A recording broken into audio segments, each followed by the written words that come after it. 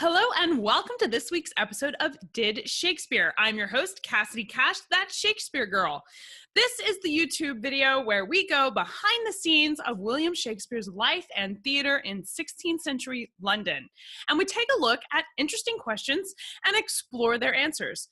And this week, we are going behind the stage itself to take a look at how Shakespeare would have staged some of the fight scenes and blood and guts, as well as the ghosts and spirits that often appear in his plays by asking the question, did Shakespeare use special effects?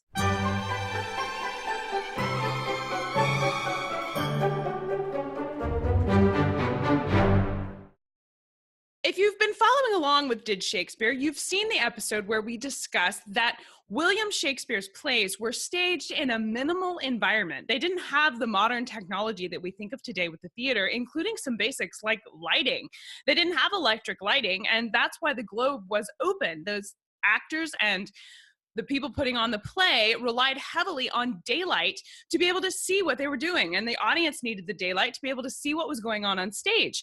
And so when the stages were set and the play was being performed, everything was done with minimal costumes and minimal props. But the word minimal doesn't mean that they were devoid of special effects. In fact, some of the special effects that William Shakespeare used in his plays were quite innovative. As you might imagine, special effects in the theater are used to enhance the experience of going to the play. It's to provide realism, but also to provide more entertainment and that wow factor that really draws the audience in and makes them gasp or laugh or engage with what's going on stage and leave really feeling like they have had a wonderful, entertaining spectacle to have beheld.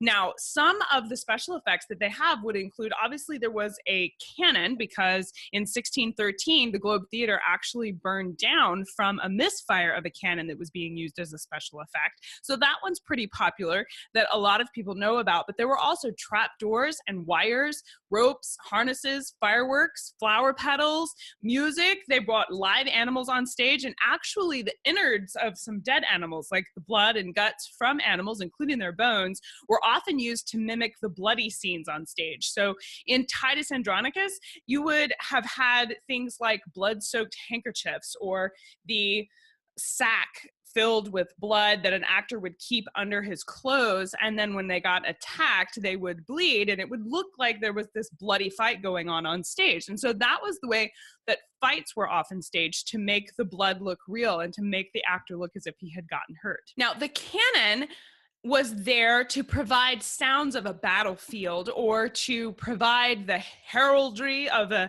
grand entrance of some of these historical figures that Shakespeare's plays were about. And it was up in the heavens portion of the Globe Theater. And if you go to castycash.com, you can actually download a diagram of the Globe Theater that shows you where some of these special effects were at. You can see the hut that was up at the top was where they would lower actors down to do things like fairies or ghosts or things that had to fly on stage. And then in the center of the stage is a trap door. A lot of people believe that Hamlet's ghost would have risen up from this trap door, and some of the other characters in Shakespeare's plays used the trap door in a similar way.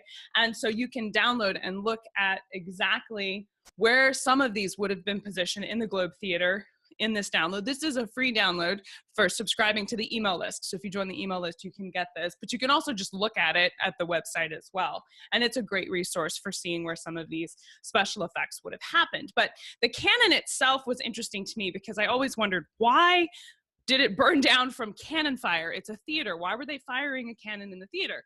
And the reason is because the cannon was used for the sound it could produce and adding these battlefield sounds and grand entrance sounds. And so it was held up in the heavens portion of the Globe Theater. And so when it went off, it accidentally caught the thatch roof on fire, and that's what burned the Globe down in 1613. Now, one of the most fun lines in William Shakespeare's plays is when it says, "Exit pursued by a bear." And I don't know if Shakespeare actually used a live bear to chase Antigonus off the stage, but I do know that live animals were often used on stage. So if it was possible to have a live bear chase him off, I'm sure they would have done that, because live animals being incorporated into the productions were done, and it was a type of special effect. Another common special effect was music. Musicians were often hired to compose the music that would go along with the production. And this is very similar to what we think of with movies today, where a composer will write the music that goes along with a film, and then all of a sudden you have a soundtrack. Well, William Shakespeare's plays also had this kind of soundtrack.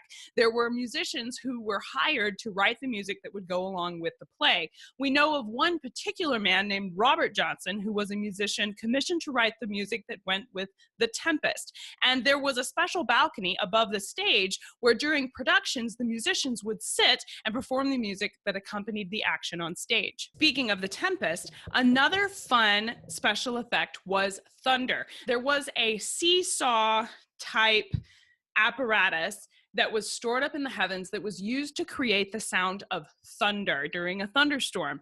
And it would rock back and forth. And so you could take a cannonball, and it looks like a wooden trough, and you would roll the cannonball down this wooden trough, and the rumbling sound up above the stage would make it sound like there was thunder. And this was called a thunder machine. And now any good storm needs to have lightning. And lightning was created by taking resin and throwing the powder of this resin through the flame of a candle. And the resin would ignite as it went across the flame of the candle and make a flash that looks like lightning. Lightning bolts were accomplished by affixing a firecracker to a wire that was strung from the roof to the floor. And the firecracker would be swung down across the wire and crackle all the way. And so that would make like a lightning bolt that struck the stage. This apparatus was called a swivel. Now, some of the things that they used to make these flashes of light, or when something burning or being on fire or smoke was needed,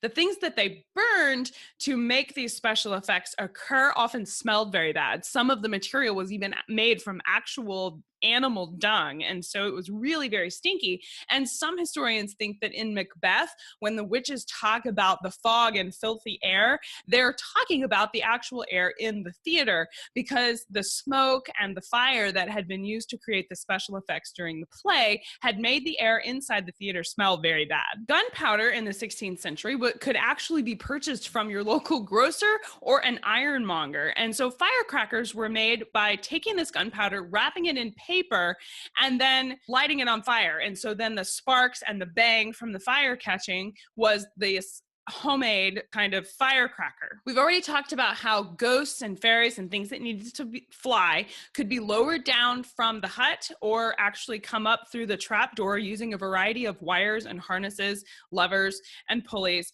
to suspend them in the air. In one production of Dr. Faustus, the actors playing the devils actually put firecrackers in their mouths to make it look like they were breathing fire. Real fire was used as little as possible in the plays because it was so flammable they didn't want to catch the theater on fire, but they could create these special effects, and they could mix salt and alcohol and different kinds of chemicals to actually change the color of the smoke and the flame when they needed to.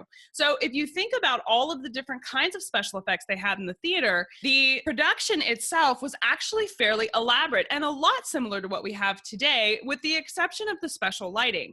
They didn't use the technological lights and sounds that we have today, but they were obviously very sophisticated in what they were able to stage. That's it for this week here at Did Shakespeare. I'm Cassidy Cash, and I hope you learned something new today about the Bard. If you liked this video, please hit like and subscribe to the YouTube channel. We do a new video here at Did Shakespeare every Saturday, and I would love for you to come and be our friend. If you would like a download listing all of the different kinds of special effects we discussed in this video, as well as a few extras, you can download the Special Effects to Shakespeare guide at CassieCash.com. Don't forget to join us Monday, April 23rd. That's this coming Monday. We will be celebrating Shakespeare's birthday all day. We are celebrating Shakespeare's birthday with the launch of That Shakespeare Life. It is the podcast that goes behind the curtain and into the real life of William Shakespeare, studying the history that made the man who wrote the plays. Because I believe that if you want to understand Shakespeare's plays, understanding the real life of the man himself is essential. I hope you'll join me, and I'll see you guys Monday. Bye-bye.